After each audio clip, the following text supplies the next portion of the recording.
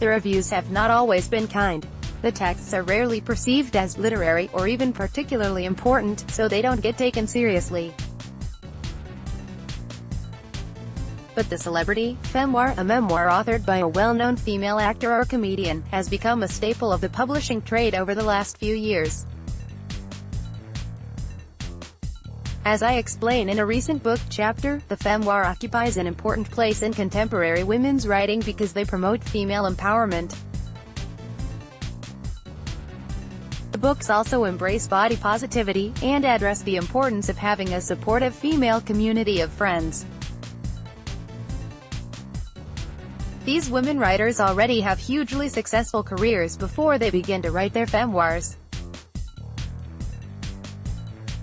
Lena Dunham, for example, was the creator, writer, star, and sometimes director of the hit HBO series Girls, which received a range of Emmy Awards and nominations.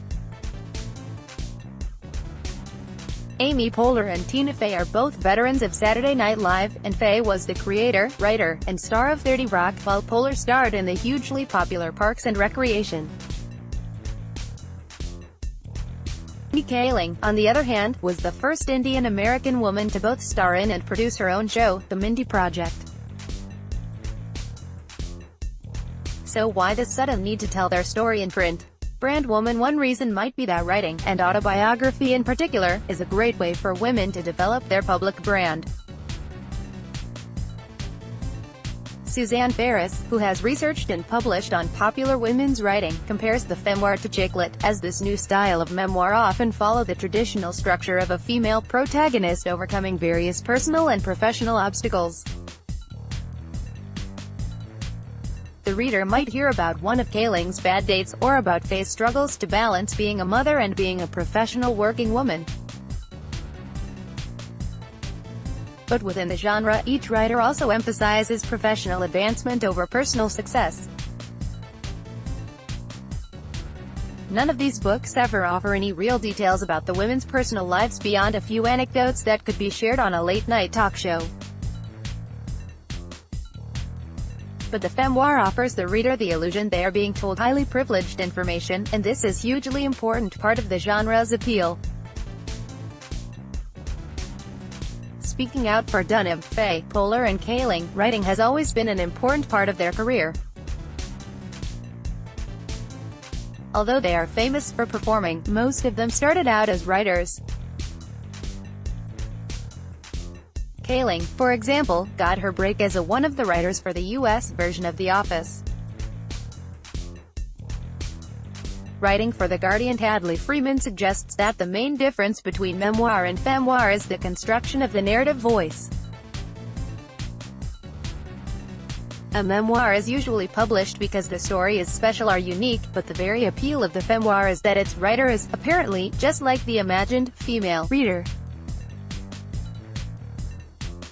From top left, Ellen DeGeneres, Sarah Silverman, Mindy Kaling and Amy Schumer. Shutterstock as a narrative voice, the author of the femoir must be funny and relatable. She must be every woman to every reader, or her book will not be successful. This is a hugely important part of the brand. A femoir is not meant to be a weighty autobiography but instead is designed to be a fun and entertaining read. As well as a life story, a femoir nearly always features some kind of interactive element. Amy Poehler's Yes Please is broken up with collages and photos, and there are even several sections where the reader can make her own notes, suggesting an even closer imagined affinity between celebrity narrative voice and the reader. Female communities, men, of course, are rarely asked to account for their professional achievement. But for these authors, telling their story becomes a useful way for female comedians to explain their brand and recount their successes. One of the most striking features of the femoirs is how much the writers tend to reference other female writers in the genre.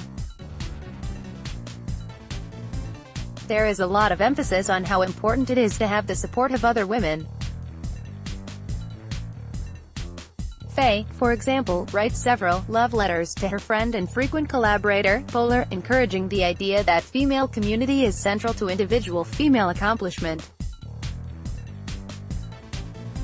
Feminist novels don't always have to be heavyweight. Pexels. There are, of course, a lot of criticisms to be made of the femoir.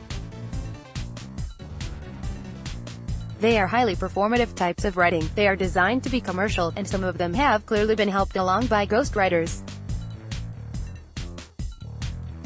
But the genre is still hugely popular and several UK performers, Caitlin Moran, Sarah Pascoe, Sarah Millican, have joined the ranks in recent years. Although femoirs are often dismissed as celebrity memoir, which is undeniably what they are, it is sometimes forgotten that many of these women all wrote their own material for the stage and screen long before they began to write a version of their autobiographies. The femoir is just their latest medium.